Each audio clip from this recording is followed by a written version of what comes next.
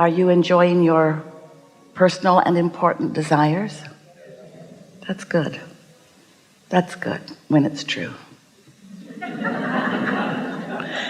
It's good when what you want that has not yet fully manifested feels good to you, because that means you're allowing it to unfold in a natural and satisfying way. If you want something and you're uneasy about it, then you've got some resistance, which just means you don't believe what you want. And that's all right, because usually when you launch a desire, you don't believe it because it's a new desire that you haven't practiced being in sync with.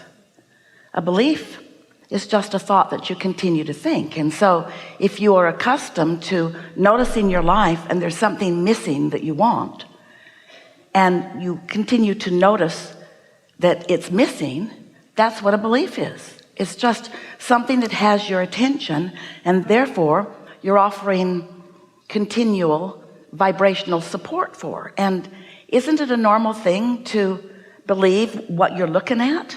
That's the way you've been taught. You've been taught to be objective. You want to be realistic. Your parents tell you to tell it like it is. You are encouraged to face reality by other humans. We don't encourage that. We don't encourage a facing of reality or an accepting of reality or a continuing practicing of the thoughts of reality, meaning the way you mean reality is manifestations as they now are, because by you looking at what is and continuing therefore the vibrational trend of what is, it can't change. It just continues to be the same. Things are always changing. We want to be clear about that, but they change to more of the same because you get what you think about. So if you're thinking about what is, then you're regurgitating, recreating more of what is. And maybe you want it different, which means you've got to offer a different vibration, which means you've got to find some way of offering your vibration other than by just observing and having a knee-jerk response to something. That's what most do. We love you so much, but that's really the lazy way. You look at it, you don't like it, you notice it, you talk with others who also don't like it, you talk about why you don't like it, you hold fast to the vibration of the absence of what you do like by your attention of what you don't want or don't like, and in that process you feel worse and worse because something that you may not know you did, in your sifting through the magnificent data and contrast of your life, when you knew what you don't want, you also know what you did want. So you launched a rocket of desire about what you did want that you are now in violation of. You're in contradiction of it. Your life showed you that you prefer it this way, but since it is this way, since this way, which is what caused you to focus and know you wanted it that way, but since it's this way, and since you are enamored with this that is, because you can see it and hear it and smell it and taste it and touch it, and it's real and others can see it too, then you hold yourself, you don't mean to, but you hold yourself in vibrational opposition to the very desire that you have newly given birth to. And the biggest, most important thing to know about that situation is you don't feel good because you launched a rocket and the larger part of you is over there in vibrational alignment and resonance with what you're asking for while you may not be. In order to really understand what we just said to you, you have to accept, you have to at least try to contemplate that you are more than you see in this physical body. You are an extension of source energy.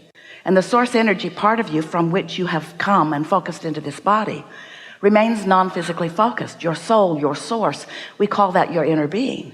So your inner being, when you in your humanness, we love you so much, sift and sort and launch new rockets of desire, new preferences, what happens is your inner being moves immediately in the direction of that new preference.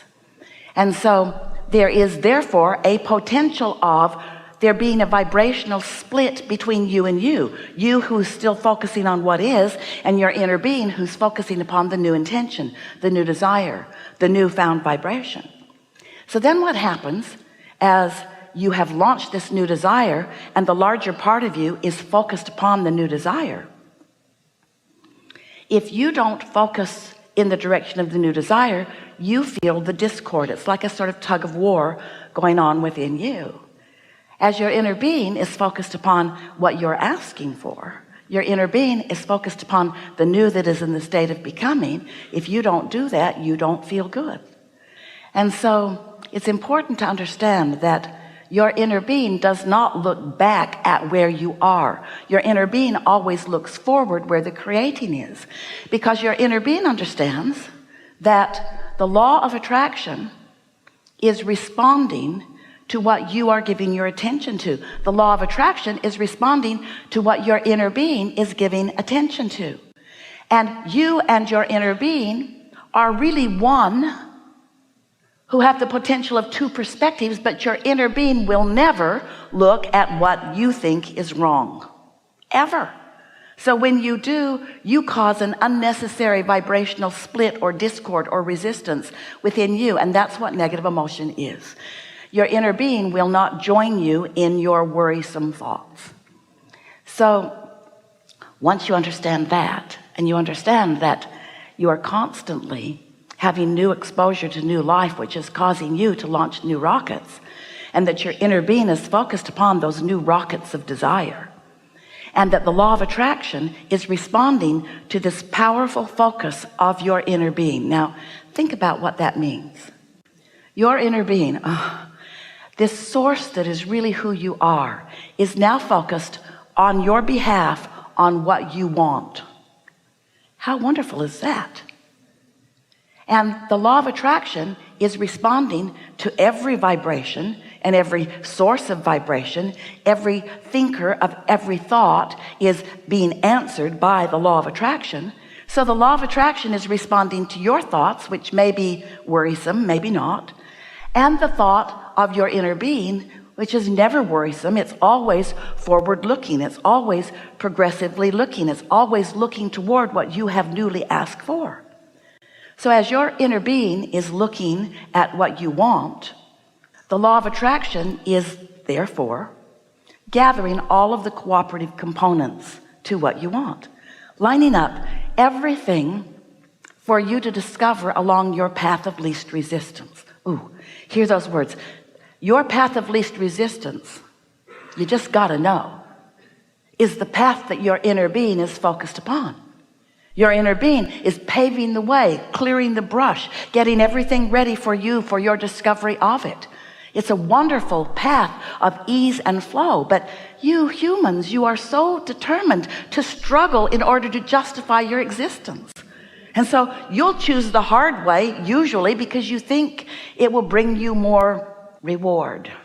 You ought to know by the way it feels, it's not rewarding you. You're punishing yourself unnecessarily. You're not taking the path of least resistance. That would be like getting on an open highway and moving to where you want to go, or saying, no, I think I'll go cross country today. I've got my fence clippers. I'll clip the farmers' fences and I'll drive through the ditches and I'm going to go the hard way.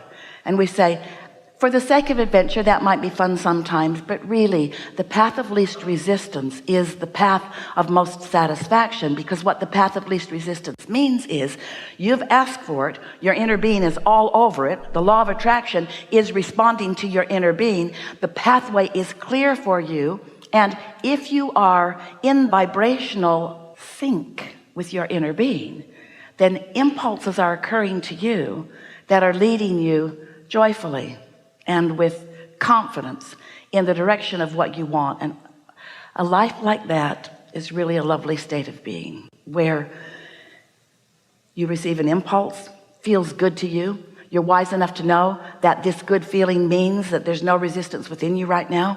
So that must mean you're in sync with your inner being, and your inner being is in sync with your desire and all of the cooperative components, which means you're up to speed with who you are. You're tuned in, tapped in, turned on, and the thoughts that are therefore occurring to you under those conditions are flowing right to you from source, who sees the big picture, and off you go with confidence in the direction of what you want. And that's what you would call living happily ever after.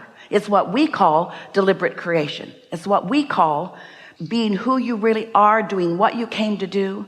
It's what we call you understanding the laws of the universe, you understanding who your inner being is, you understanding your relationship with your inner being, you understanding what your emotional guidance system is, you caring about the way you feel, and here it is, most important of all, you not beating up on yourself for where you are, but instead satisfied with where you are as you are eager about where you're going.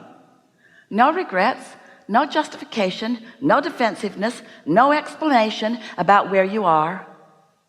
Oh, inner being, thank you for holding the vision of where I want to be, but I think I will just stay over here, beat it up on myself a little while longer because I didn't get there sooner, or because I didn't know about it sooner, or because I have habits of thought that are in my way. Your inner being isn't giving you any attention when you feel that way, because your inner being never ever asks for one moment of justification from you. And when you are justifying or defending or rationalizing, then you're looking at what you don't want and trying to explain why you're where you don't want to be. And since your inner being never does that with you, then you're someplace your inner being is not. In other words, your focus has you not disconnected, because you can't disconnect from your source energy, but you can pinch yourself off pretty good. And when you do, you don't feel very good, do you?